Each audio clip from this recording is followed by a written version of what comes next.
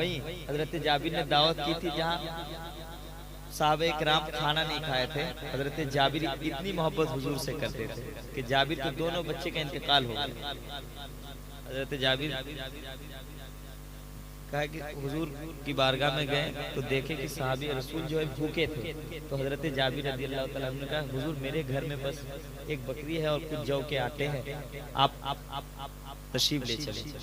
तो हजरत जाबिर देख रहे कि सरकार आ रहे तो पूरी फौज साहबी इकराम आ रहे, सुभान अल्लाह, कई हजार साहबी इकराम सरकार के साथ आ रहे।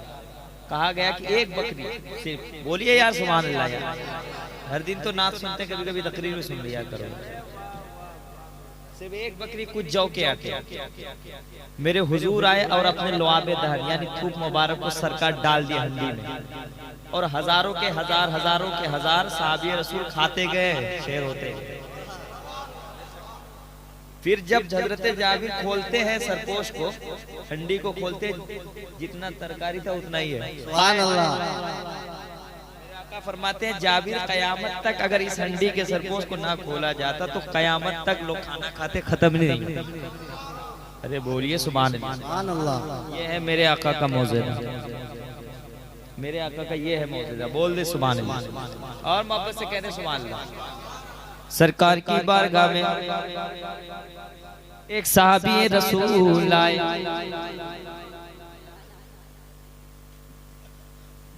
आकर कहने लगे या रसूलल्लाह मुझसे गुनाह हो गया, या रसूलल्लाह मुझसे गुनाह हो गया। आका ने ये नहीं कहा, आका ने कहा मुस्कुराए, आका ऐ सहाबी बताओ। तो उसने कहा या रसूलल्लाह रोजे की हालत में अपनी बीवी से मिल लिया। आका ने कहा कफारा दे दो। सहाबी रसूल उसने कहा या रसूलल्लाह एक रोजे में ये हाल है, 60 रोजे कैसे रखूंगा? 60 रोजे? मेरे आका मुस्कुराते हैं, मेरे आका फरमाते हैं जाओ जाकर मिस्किनों को खाना खिला दो या कुछ कपड़े पहना दो। उसने कहा या रसूलल्लाह बहुत कमजोर हूँ, नातवा हूँ, इतना भी मैं नहीं कर सकता हूँ। मेरे आका मुस्कुराए, देखने लगे। फिर साहबी रसूल देखते रहे आका को, और चंद खजूरें मेरे आका अलैहिस्सलाम आमिना के लाल की बारगाह में। बोल दीजिए सुभान अल्लाह, बोल दीजिए इतना आहिस्ता से। खजूर आने के बाद आका उठाए उस साहबी रसूल, उस साहबी को आका दिए, जाओ जाकर मक्का में गरीबों में बांट देना, तुम्हारा कफारा अदा,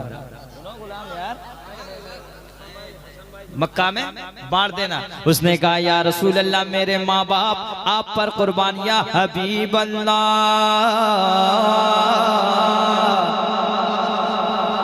मेरे माँ बाप आप पर कुर्बान, या रसूल खुदा, या हबीब अल्लाह, या नबी अल्लाह, या रसूल अल्लाह, या हबीब अल्लाह। मेरे माँ बाप, मेरे बच्चे, सब धन मन तन कुर्बान, या रसूल अल्लाह।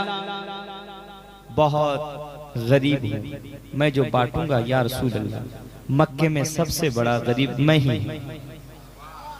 या रसूल अल्लाह मक्के में सबसे बड़ा गरीब। मेरे आका ने कहा जाओ जाकर इस खजूर को अपने बीवी बच्चों के साथ खा लेना, तेरा कफारा भी अदा हो गया, गुनाह भी माफ हो गया। तो लगाओ यार खड़े होकर चंदा भाई।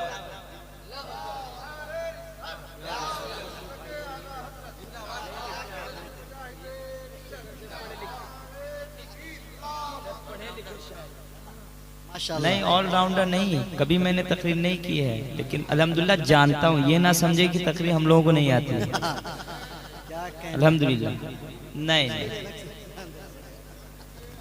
नहीं सुनिए एक बात बता दे रहा हूँ कि ये ना कोई समझे कि शहनवाज हसन या शायर लोग तकरीर नहीं करना जानते। जब हमारे प्यारे प्यारे खतीब इस्लाम लोग नात पढ़ते तो हम लोग तकरीर क्यों नहीं करेंगे? है कि नहीं?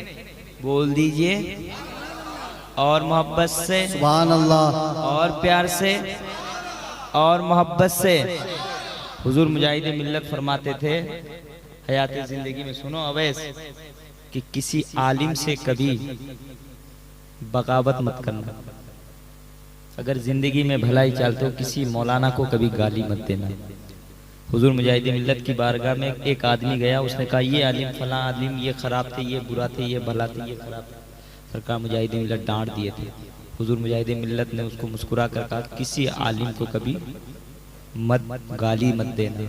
अगर कोई आलिम को गाली देता है खुलेआम, कसम खुदा की बता रहा हूँ, उसका ईमान पे खात्मा हो या नहीं ये भी शक है। इसलिए अपने उलमा से, अपने अइम्मा किराम से मोहब्बत करना, अपने देश के आलिम से जो इमामत करते हैं उनसे बोलो, उनसे हजरत इमाम गजाली से किसी ने पूछा कि अल्लाह कैसे राजी होगा। हजरत इमाम गजाली से किसी ने पूछा अल्लाह, ए गुलाम बाबा सुनो यार, हजरत इमाम गजाली से पूछा गया कि अल्लाह कैसे राजी होगा। एक आदमी पूछा अल्लाह किससे राजी है। मौलाना पहलू देखे, अल्लाह किससे राजी है। तो हजरत इमाम गजाली ने फरमाया जाओ उसके घर चले जाओ और घर में जाकर देख लेना उसके माँ बाप अगर उससे राजी हैं तो समझ जाना खुदा भी उससे राजी है, खुदा भी। और मैं तो समझता हूँ इस दौर का सबसे बड़ा गुंडा कौन पता है? जो किसी गरीब की बेटी को सताता और कहता है कि तुम्हारे बाप ने मुझे इतना पैसा नहीं दिया, बुलेट नहीं दिया। तुम अपने आप को मर्द कहते हो?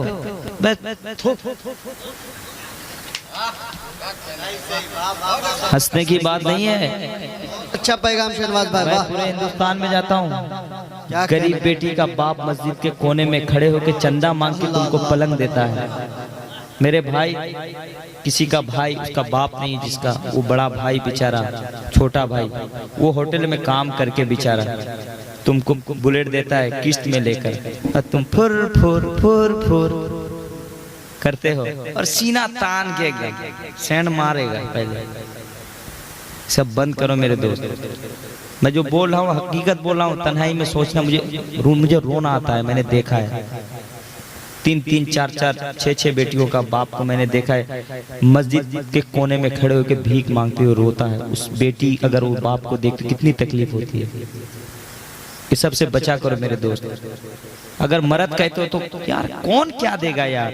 मेरे आला हज़रत फरमाना है अगर मांगना ही है तो जाओ मुस्तफा की बारगाह में मांगो। कौन देता है देने को मुंह चाहिए, देने वाला है सच्चा हमारा नबी। यार इधर उधर क्या मांग रहे हो यार, इधर उधर। और जो लोग कहता है कि मुसलमानों को तो हिंदुस्तान से भगा देंगे, अबे यार जो मुसलमान अपने समदीन के घर में जाके दोख्ता पान नहीं भूलता है, मस्जिद में चप्पल नहीं भूलता है, हिंदुस्तान भूल जाएगा, छोड़ देगा है? जो दोख्ता पान नहीं छोड़ता काला भाई, काला भाई तो डिलक्स पान खाता है। ये सब छोड़िए मेरे दोस्त, गरीबों की बेटी को सताना बंद कर दो। सही बता रहा हूँ भाई। अगर आज किसी गरीब को तुमने इज्जत दी है ना, मेरे आका फरमाते हैं जिसने दुनिया में किसी को माफ कर दिया उसको इज्जत दे दिया। मेरे हुजूर खुद फरमाते हैं कल क़यामत के दिन मैं मोहम्मद, कल क़यामत के दिन मैं उसकी इज्जत और उसकी सिफारिश करूँ। इसलिए मेरे दोस्त अगर कोई आपको सता भी दे उसे माफ कर दो। और मेरे भाई किसी की जमीन कभी हड़प ना मत। मैं एक पैगाम देके जाता हूँ, ये जो जमीन जो हड़पते हैं ना, ये भाई का जमीन ले लिया, उसका है, छोटा भाई है, कमजोर है, वो बेचारी कमजोर है, उसका शौहर नहीं है, उसका भाई नहीं, उसको ले लिया। इसी जमीन को 7 तबक तक नीचे पूरा आपके माथा में रख दिया जाएगा, बिल्डिंग रख दिया जाएगा। कहाँ जाओगे? हिल पाओगे? चपटा हो जाओगे। मेरा हक मारने वालों